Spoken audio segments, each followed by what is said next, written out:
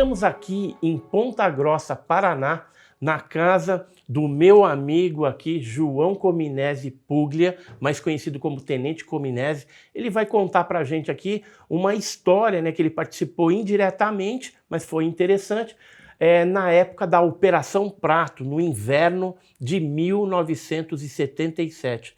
Conta pra gente, Tenente Cominesi, o que você experienciou naquela época no Maranhão? Em 1977, eu servia num batalhão de engenharia do Exército, né, que era sediado em Teresina, lá no Piauí. Mas a frente de serviço do batalhão era no Maranhão, né? Era o 2º Batalhão? Segundo batalhão de Engenharia de Construção. Uhum. Então, o trecho que coube ao batalhão era o trecho dentro do Maranhão, que era a BR-316, que era conhecida como rodovia Teresina-Belém. Né? Então, à medida que a estrada ia avançando, a gente, né, ia mudando os acampamentos e tal, principalmente com o pessoal, né, que na maioria era um pessoal civil, civil. Os militares ali ficavam mais em funções de chefia, né? De equipes, coordenando, né? Isso. Coordenando os trabalhos. E então, o que aconteceu na época, isso em 1977, né? Eu não tenho lembrança assim certa do mês, mas acredito que foi entre julho para outubro. Foi nessa época aí. E então o pessoal que trabalhava com a aplicação do asfalto na pista, eles trabalhavam enquanto tivesse, digamos, o trecho liberado, né, a base pronta para colocar o asfalto. E isso aí eles trabalhavam até terminar. Então não se parava, não, vamos parar hoje para continuar. Não parava. Né? Então eram três turmas, saía um, entrava outro e o serviço continuava. E uma dessas equipes, quando estava retornando, né, para o acampamento, era um caminhão basculante, uma caçamba, como se fala aí, né? E era em torno de oito pessoas, né? E dentre eles tinha o Cabo Soares, né? Ele era o chefe dessa equipe. O resto era tudo civil? Tudo civil, tudo pessoal civil. E um dos elementos que estava em cima, lá na carroceria da caçamba, observou uma determinada luz e ele ficou observando que ela parecia estar acompanhando eles, né? Então, acompanhando o caminhão. Logicamente uma certa distância, porque isso era por volta de meia-noite para 1h da manhã, né? Aí ele cutucou os companheiros: olha, vocês estão vendo aquela luz ali? Ó, eu estou vendo aquela luz ali faz acho que uns 15 minutos. E para onde a gente vai, ela está acompanhando a gente, né? Aí bateram na... Ou seja, nas curvas da estrada, tudo, o objeto ficava aparecendo. Digamos assim que ele não acompanhasse assim tão, né, pertinho assim, mas ele continuava vendo a luz lá, acompanhando eles, ela não se afastava. Aí então o que aconteceu? Eles pediram para o caminhão parar, ó, para aí. E aí chamaram o cabo, que era o chefe da equipe. Eles: olha, cabo, ó, aquela luz ali está nos acompanhando aí, já faz uns 15 minutos. Aí quando eles olharam, a tal luz estava parada. Eles viram que ela parou, ela não se moveu mais. Né? Ou seja, o caminhão parou, ela parou junto. Parou lá, ficou lá aquela luz lá. Não piscava, não acontecia nada. Aí eles, segundo o pessoal lá, eles ficaram em torno aí de uns 20 minutos observando aquilo. Mas, bom, avião aqui nessa região, essa hora, é muito difícil. É muito difícil. Né? Naquela época ainda, isso em 77, né? Então vamos fazer o seguinte, vamos tocar o barco. Aí quando eles continuaram, porque eles estavam a distância aí de uns 80 e poucos quilômetros lá do nosso acampamento. Eles continuaram... Isso no Maranhão? Isso dentro do Maranhão. Dentro do Maranhão, estado do Maranhão. Eu acho que ali, eu não lembro bem, mas eu acho que tinha um povoado ali que se chamava Santa Teresa ou Santa Helena do Paruá, qualquer coisa assim. Uhum. É um desses nomes aí, mas faz muito tempo, né? Uhum. Então, aí a luz começou a piscar e trocar de cor. Ah, começou a pulsar. A pulsar e trocar, segundo eles, né? Sim. Você lembra as cores que eles relataram? Aí começou, disse que começou a mudar de cor. Aí eles pediram para o cara parar de novo. Aí pararam para observar aquilo. O objeto novamente parou, mas continuou mudando de cor, né?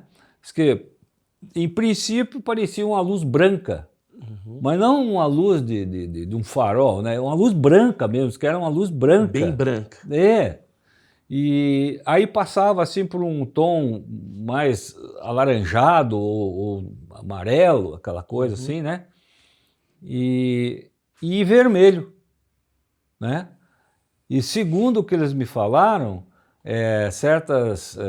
algumas vezes ele misturava aquelas cores ali, entendeu? Ele disse que misturava aquilo assim e aparecia só aquela luz branca daí. Aí eles ficaram com medo, né? Diz, não, vamos embora. É porque, né, foge totalmente daquilo que a gente conhece como luz da aviação, né, de Isso, sinalização. É diferente. Porque uma luz, digamos, um farol de caminhão, ou mesmo, hoje em dia talvez não, mas na época era aquela luz amarela, né? Sim, Quer bem dizer, amarelado. era mais amarelada, né? Assim. Então aí o que aconteceu? Vamos embora. E tocaram o barco. Quando chegou num determinado local, tinha um morro, que até por sinal eles tentaram, né, nós tentamos furar aquele morro para fazer um túnel, né, que seria ali o quê? Uns 50 metros, talvez, ou 100 que fosse, né? Porque dos lados era muito íngreme, dos dois lados assim. Então, o mais certo era furar ali para a estrada passar ali. Mas como aquilo ali seria muito demorado, né, e dispendioso também, né, eles preferiam fazer o contorno. O contorno ao redor do morro. Isso, então quem vinha passava por lá, quem ia passava por lado de cá, né. E então quando eles chegaram ali, o pessoal, né, bateu de novo lá na cabine, o cara parou, que foi? Olha lá, ó, aquela luz lá está descendo agora, ela está descendo. Aí eles ficaram olhando e tal, e aí ela foi trocando de cor de novo. E foi perdendo altitude. E foi baixando, né? Daí eu até perguntei, será que esse troço não caiu? Vocês não viram nenhuma explosão? Não, porque nem o objeto fazia barulho, né? É totalmente silencioso. Silencioso, não tinha barulho nenhum. Quer dizer, pelo menos eles não ouviam. Não ouviam. Agora pense você, no meio daquela floresta lá, à noite, Se tivesse algum avião, helicóptero, qualquer barulho se ia escutar, logicamente, né? Então eles não ouviram nenhum barulho, nem nada. E aquilo foi baixando, até que ele, com certeza, pousou. E aí as luzes se apagaram todas. E ele pousou na mata, vamos dizer mata, assim. dentro da mata. Aí eles chegaram lá muito assustados, né? O cabo veio me contar, disse, o que aconteceu? Aí ele me relatou tudo isso. Aí eu digo, poxa vida, mas aonde que foi isso? Ah, foi lá no Outeiro, lembrei o nome. Outeiro. É o morro lá, eles chamavam de Outeiro. Foi lá no Outeiro. Tá bom. E aí eu digo, então tá bom, agora vocês já contaram a história, já estou sabendo, agora vamos descansar, porque amanhã tem trabalho, né? Aí o que eu fiz? No dia seguinte, eu peguei um dos elementos, que no caso estava de folga, né? Porque eram 3 equipes, então eu tinha que revezar para o pessoal descansar. Eu peguei um dos elementos... Que estava no caminhão. Peguei ali, lógico que eu escolhi um pouquinho mais assim, que soubesse explicar com mais clareza as coisas. Mais esclarecido, né? Digo, eu vou pegar esse cara, não vou nem levar o cabo junto comigo. E peguei mais um outro elemento, digo, agora nós vamos lá nesse local onde vocês viram que o objeto pousou, e nós vamos entrar no mato lá para ver se nós chegamos lá. Mais ou menos a que distância? Bom, mas à noite é difícil a gente calcular uma distância, nós não sabemos. Mas de noite você viu a luz ali. Não sei se foi 500 metros, se foi 1 quilômetro, não sei. Mas a direção é essa aqui. Sempre andava com uma bússolazinha, né? Lá você tinha que andar assim, né? Tal. Peguei, tirei um azimuth na linha que eles me... Tudo bem, entramos.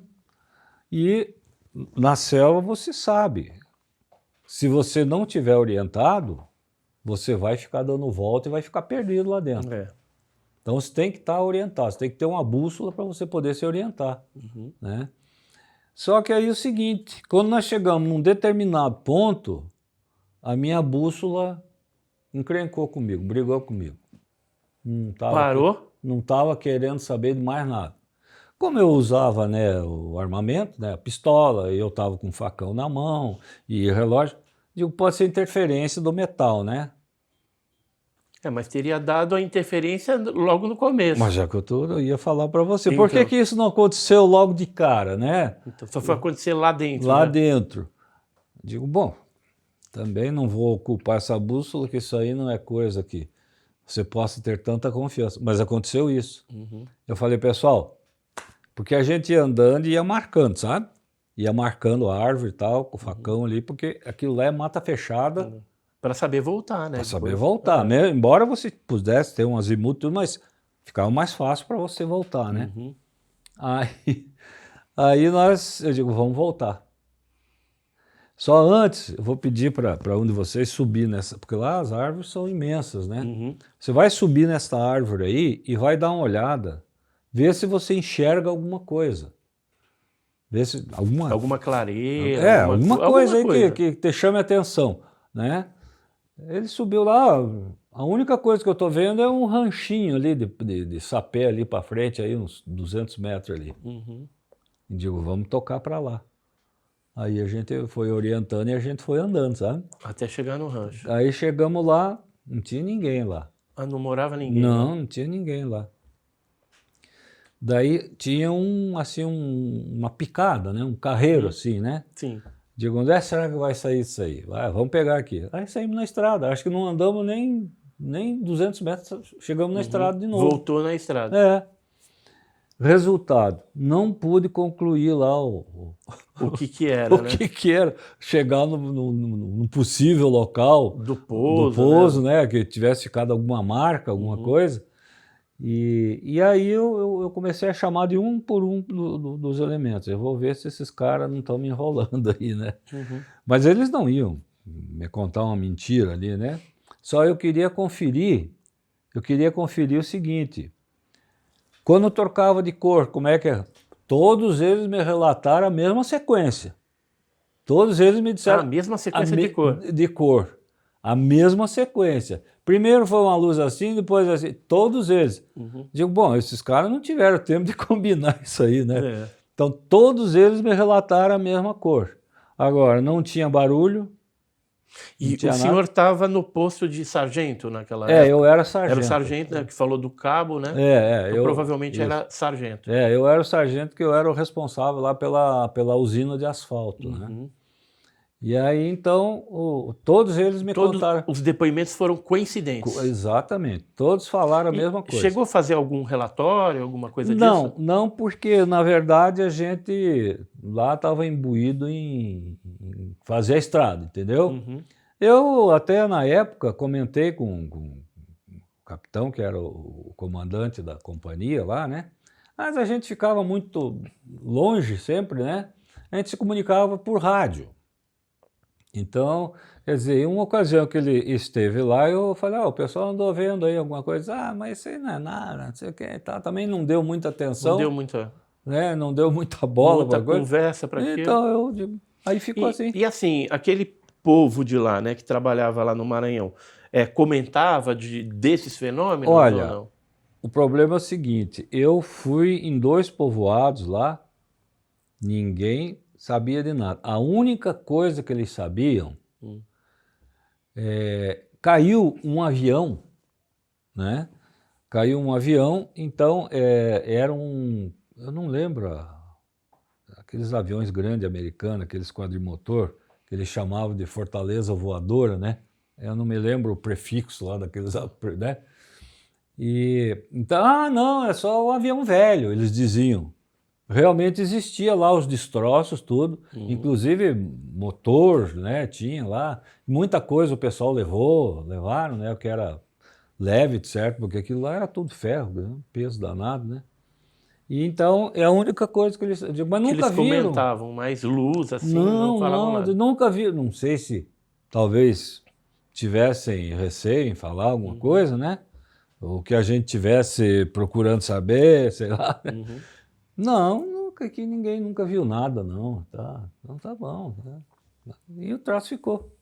Quando eu vim embora para cá, né, quando eu voltei aqui, foi muito difícil eu sair de lá. Eles não queriam me deixar eu voltar, sair de lá, do batalhão, sabe?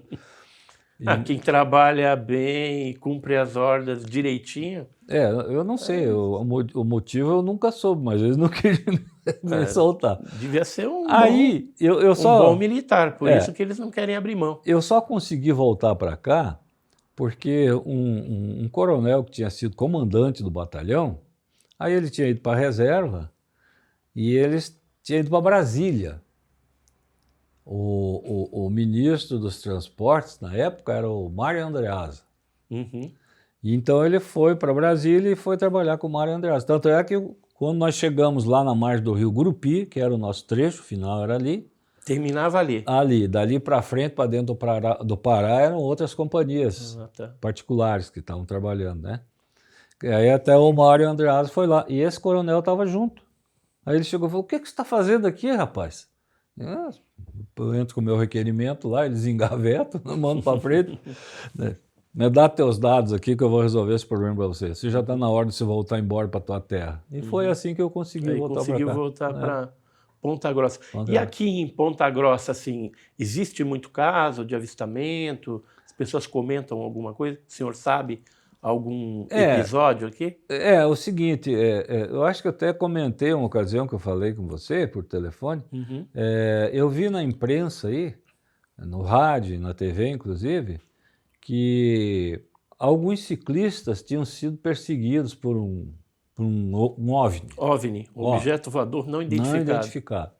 Eles não souberam dizer o que era, mas diz que esse objeto, né, os perseguiu um bom trecho, né, porque eles estavam fazendo uma jornada com bicicleta e tal, né, são ciclistas que fazem E essas foi trilhas. aqui dentro do município de Ponta Grossa. Foi aqui. Então lá para frente, aqui mais para o leste, aqui tem um lago que fornece a água para a cidade, né?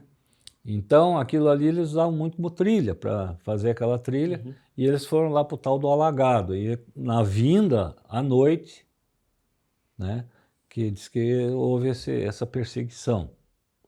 Não sei.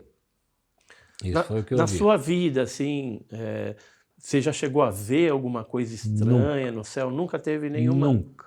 Nunca viu. Quando eu era criança, veja bem, morava lá no interior, mais lá para o interior, então lá o meu pai e minha mãe, eles eram professores. Uhum. Só que naquele tempo, né, tinha os professores leigos, que eles chamavam. Então era o pessoal que tinha um certo grau de escolaridade, prestava um concurso e o Estado contratava, né, para ensinar aquele povo lá do... Isso E, no Paraná e mesmo. é aqui, Aqui, pertinho de Piranga aí. Piranga. Depois de Piranga um pouco lá, um local chamado Palmital. Aí, eu lembro perfeitamente, então, a casa da escola era um casarão grande de madeira, né? Porque lá tinha uma fábrica de papel, papelão, serraria e tal, aquele troço todo. E era um casarão. E eu lembro que chegou um senhor lá em casa falar com meu pai, e ele falou pro o meu pai também era João, para variar. Seu João, eu vi uma coisa muito interessante essa madrugada que eu estava vindo para a fábrica. Daí tinha os turnos, né? Eles iam trocando. E esse cara tinha saído, porque lá eles fizeram uma vila. Os trabalhadores... Isso deve ter sido na década de quê? 30, 40 Não, ou não, não, antes? não, não, eu sou de 47, então 47, foi lá então foi por 50 e 50, qualquer coisa. década de 50 por aí. Lá por 54, por aí. E o que ele contou Então aí ele chegou para o meu pai, eu vi uma coisa muito interessante, eu estava me deslocando lá para a fábrica e bem em cima da escola tinha uma luz muito forte, mas muito forte, cresceu, ela foi crescendo, crescendo e sumiu de repente. Então, só para você ter uma ideia, a energia que tinha lá na época era de gerador. Então, o gerador funcionava das 18 horas até as 22, mas isso para a iluminação né, das casas ali, da vila ali e tal. Para a fábrica tinha direto, né, energia. Então não tinha luminosidade nenhuma para que pudesse aparecer aquela... Então, se você perguntou se eu alguma coisa, eu não vi, mas esse cidadão relatou isso para o meu pai e eu estava junto. Eu tinha o quê? Uns 5, 6 anos, certo, na época. E isso você gravou. Não, isso aí ficou Ficou na na mente, memória, né? Ficou na memória. Eu tenho uma irmã que diz assim, como é que você lembra de todas essas coisas? Ué, sei, lembro.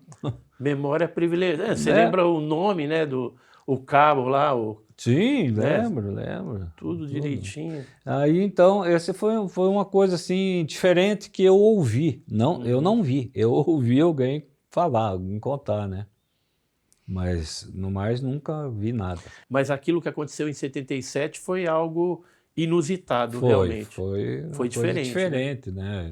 E Embora todos, então, confirmaram o fato. O fato. E o local, né, de onde o possível OVNI Pousou, né? pousou, todos eles falaram, não, lá no outeiro, você olha para tal lado, foi lá que ele baixou. Mas como a vegetação lá era muito densa, né, e alta, não dava para saber. E mesmo Que assim, lugar, né? e mesmo assim a distância, né? Porque você olhar uma coisa à noite, né, é diferente. Durante o dia você pode até marcar um ponto de referência. Não, a referência é aquela árvore, aquele, né, araucária ali, qualquer coisa, né? Mas à noite não tem como, Não tem né? ponto nenhum de referência, né? Então foi isso que aconteceu, na verdade, né? E eu fiquei triste porque eu não estava junto, que eu gostaria de ter visto. Só eu esqueci de relatar uma coisa para você. Um detalhe, então? É um detalhe, é rapidinho. Então eu voltei para cá, para Ponta Grossa, em 1978. 1978. Eu voltei.